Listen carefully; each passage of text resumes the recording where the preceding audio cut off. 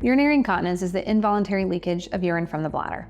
It is a very common condition. Up to 78 million women in the United States suffer from urinary incontinence. There are different types. One of the types of incontinence is called stress incontinence. This is when urine leaks from the bladder due to a weakness in the pelvic floor.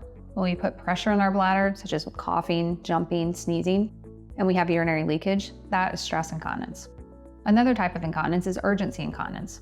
This happens with the urge to go to the bathroom, and the bladder squeezes the urine out before we have the chance to get there. A lot of women suffer from a combination of both stress incontinence and urgency incontinence. We call this mixed incontinence. Incontinence is diagnosed by taking a good history and doing a good physical exam on a patient. We typically will check things like a urinalysis, potentially do a scan of the bladder to make sure it's emptying well, and then do a pelvic exam. The good news is we have excellent treatment options for both stress incontinence and urgency incontinence. Stress incontinence can initially be treated by attempting to strengthen the pelvic floor muscles. This can be done by self-guided exercises, potentially by a referral to a pelvic floor physical therapist.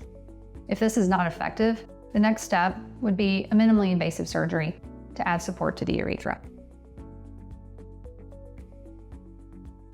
It's important to understand that urgency incontinence is treated differently. This is due to hyperactive bladder muscle. There are bladder exercises that can be done called bladder retraining that can help this condition.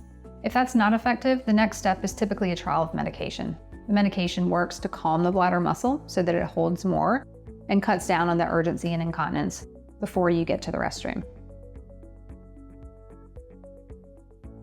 For patients who medications aren't a good fit, we have minimally invasive procedures that we do for this as well.